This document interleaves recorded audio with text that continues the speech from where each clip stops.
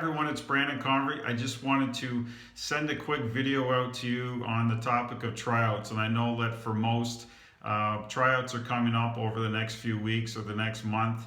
And I think there's a lot of anxiety and uncertainty that floats around in the minds of parents and obviously your son or daughter that's going to be trying out for a particular team. And so, based on my experience, I kind of wanted to give you a few key topics that I think are important, and if you really take them in and think about how they apply to you, I think it'll help maybe ease some things for you when you're going into tryouts, and to really think about what the outcome is or what the goal is for you as a family and for your player. And so I think the number one would be your approach and what is it? I think a lot of times people are misguided and don't know how to go about leading up to tryouts. They focus too much on trying to impress the person away from the rink, as opposed to the focus should be on developing the skill that's going to allow your son or daughter to play at that level.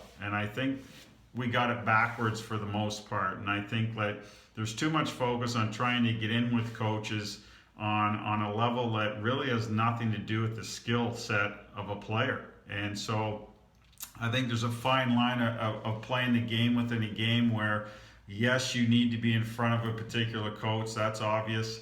But I also think, don't forget that if that particular coach isn't great at a skill set or developing players, that you still got to work on the skills that are going to allow your son or daughter to play at that level. And so I think people are too focused on the one and not really incorporating both. I think it's important that you do.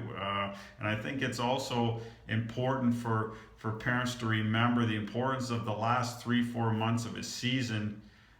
Goes a long way in influencing coaches for the following season. Generally, there's about a 3-month turnaround, and it goes by quick. And so generally they just ask their buddies or pick up the phone and make a phone call, and generally the coach is going to tell them about his or her last experience with that particular player. It doesn't have anything to do with 6 or 8 months before. It's just what was the end of the season like. And so it's important that you always finish the season on a positive note.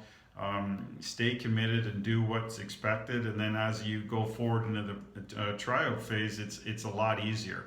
I think number two is being accountable, and to understand that regardless of the decision whether your son or daughter makes a team or not, that you have to understand that it's not something where they don't like me or it's personal. I think you have to look at it that it's a challenge to be better.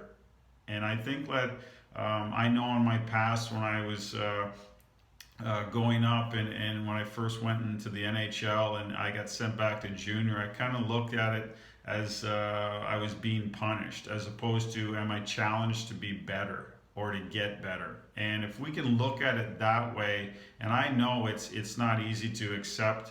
I have children of my own. If they don't make a certain team, it's not good.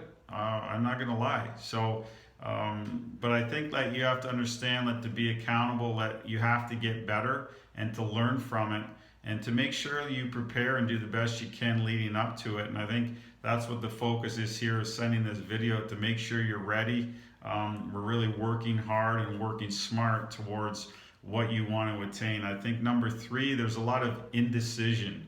I think a lot of times now there's some options where parents, they get presented after tryouts with, hey, a coach would like you to sign with a particular team, and then there's a lot of hesitation now. And I think that it's a very negative thing. I think parents, you have a long enough time to decide what team your son or daughter would like to play on, maybe your first pick. And I think when you get presented that opportunity, I think you should grab it. I think too many times there's hesitation. Well, we're going to think about it. No. You've had time to think about it, because I can tell you the mindset of coaches, especially at the youth level, if it's insulting in a way if you don't grab it. And so I want to make sure that you grab an opportunity and run with it. It goes a long way, as opposed to, well, I'm going to think it over. Meanwhile, that coach knows that you're pondering whether you're going to go play for some other coach or another organization. I think it's important to let them know that, hey, this is my number one choice. I want to play here. I feel this is the best place for me to develop. It goes a long way. The last point I'll leave you with, and I was always told this, and I'm currently told this in my business and development business now, is be aggressive. Get after it. Don't hesitate. Don't live in regret, anything like that. You have to implement to your child, your son or daughter, that you need to get out and work and be the hardest worker every opportunity you get in front of your coach, their peers, or their teammates.